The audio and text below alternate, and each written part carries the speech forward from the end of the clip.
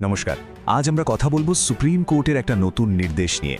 পশ্চিমবঙ্গ সরকারকে বলা হয়েছে রাজ্যের শিক্ষকদের নিয়ে একদম বিস্তারিত তথ্য জমা দিতে হবে। দেখুন, গত 1 সেপ্টেম্বরের রায়ের পরেই কিন্তু এই নির্দেশটা এসেছে, আর এর প্রভাবটা কিন্তু বেশ বড়সড় হতে পারে। তাহলে আসল প্রশ্নটা কি? মানে ঠিক কি কি তথ্য চাওয়া হয়েছে রাজ্যের কাছে? চলুন এই পুরো বিষয়টাতে আমরা সেই ফরম্যাটটায় ভালো করে দেখে নিই, যেটা রাজ্য সরকারকে পূরণ করে পাঠাতে হবে। আসুন একটু গভীরে গিয়ে ব্যাপারটা বোঝা যাক।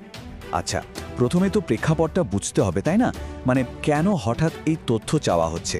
আসলে সুপ্রিম কোর্টের 1 সেপ্টেম্বর 2025-এর একটা রায়ের পরেই এই তথ্যটা চাওয়া হয়েছে। আদালত মূলত জানতে চাইছে যে ক্ষতিগ্রস্ত শিক্ষক ঠিক কতজন আছেন, আর তাদের আইন মেনে কিভাবে স্বস্তি বা রিলিফ দেওয়া যায়। এই তথ্যটা চাওয়ার পেছনে মূল উদ্দেশ্য কিন্তু এটাই। আর হ্যাঁ, এর জন্য একটা ডেডলাইনও কিন্তু দিয়ে দেওয়া হয়েছে। রাজ্য সরকারকে কিন্তু সমস্ত তথ্য একটা নির্দিষ্ট ফরম্যাটে রেডি করে আগামী 16 জানুয়ারি 2026-এর মধ্যেই জমা দিতে হবে। সময়টা কিন্তু একদম বাঁধা। তো যে ফরম্যাটটার কথা বলছিলাম তার প্রথম পার্টে কিছু সাধারণ তথ্য মানে জেনারেল ইনফরমেশন চাওয়া হয়েছে। এখানে মেইনলি রাজ্যের শিক্ষক নিয়োগের যে প্রশাসনিক আর নীতিগত ব্যাপারগুলো আছে সেগুলো সম্পর্কে জানতে চাওয়া হয়েছে। খুবই সহজ সরল কয়েকটা জিনিস জানতে চাওয়া হয়েছে। যেমন ধরুন, প্রাইমারি লেভেলে টিচার নিয়োগ করে কোন ডিপার্টমেন্ট, আবার আপার প্রাইমারির জন্যেই বা কারা। দুটো ক্ষেত্রেই টিচার হতে গেলে মিনিমাম কোয়ালিফিকেশন কী লাগে, আর শিক্ষকদের প্রমোশনের নিয়মকানুন বা অন্যান্য স্কিমগুলোই বা কী রকম। এগুলো হলো একদম বেসিক তথ্য, মানে ফাউন্ডেশনাল ডেটা। বেশ, এবার আসা যাক ফরম্যাটের একেবারে কোর অংশে, যেটাকে বলা হচ্ছে টিচার ডেটা ম্যাট্রিক্স। আর এখানেই কিন্তু সবথেকে ডিটেইলড তথ্যটা চাওয়া হয়েছে। এই ডেটাটা পেলে রাজ্যের পুরো টিচিং ওয়ার্কফোর্সের একটা পরিষ্কার ছবি পাওয়া যাবে। আর শুরুটা করা হচ্ছে প্রাইমারি টিচারদের দিয়ে। এই টেবিলটা দেখলে বোঝা যাবে এটা বেশ বড় আর ডিটেইলড। এখানে দেখুন, টিচারদের বয়স অনুযায়ী বিভিন্ন গ্রুপে ভাগ করা হয়েছে, মানে 21-25 বছর থেকে শুরু করে একেবারে 60 বছরের বেশি বয়স পর্যন্ত। আর প্রত্যেকটা এজ গ্রুপের জন্য মোট কতজন টিচার আছেন, তারা কবে জয়েন করেছেন, তাদের মধ্যে কতজন টেট পাস করেছেন, এই সব কিছুর একটা পুঙ্খানুপুঙ্খ হিসেব কিন্তু দিতে হবে। আচ্ছা, এই পুরো ডেটা কালেকশনের মধ্যে 2011 সালটা কিন্তু মারাত্মক গুরুত্বপূর্ণ। প্রশ্ন হলো কেন? কারণটা হলো ঠিক এই বছরেই NCTE মানে national council for teacher education শিক্ষকতার জন্য টেট বা টিচার এলিজিবিলিটি টেস্টকে বাধ্যতামূলক করে দেয়। তাই 2011 সালটা এখানে একটা ওয়াটারশেড বলা যেতে পারে, একটা বিভাজন রেখা। ব্যাপারটা আরও সহজ হয়ে যাবে এটা দেখলে। আদালত আসলে টিচারদের দুটো বড় গ্রুপে ভাগ করে তথ্যটা দেখতে চাইছে।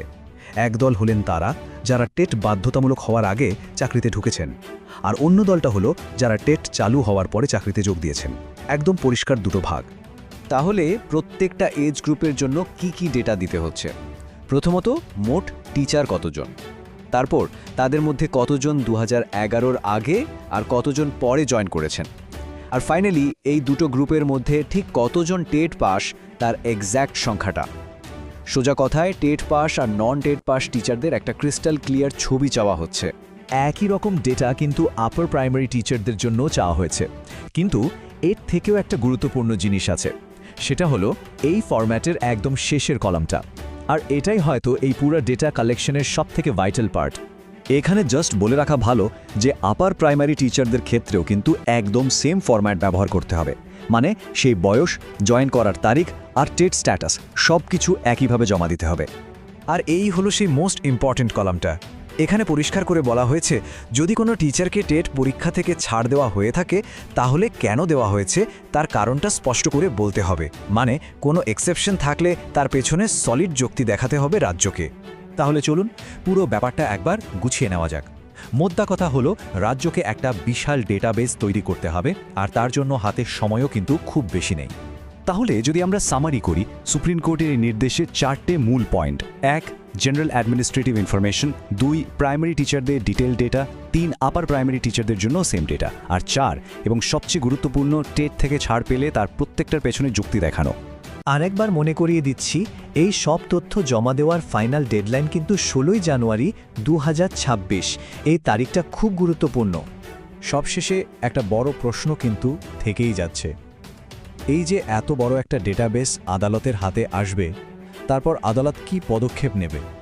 এই তথ্যের ওপর ভিত্তি করে রাজ্যের শিক্ষকদের ভবিষ্যৎ ঠিক কোন দিকে এগোবে? এর উত্তরটা হয়তো সময়ই দেবে।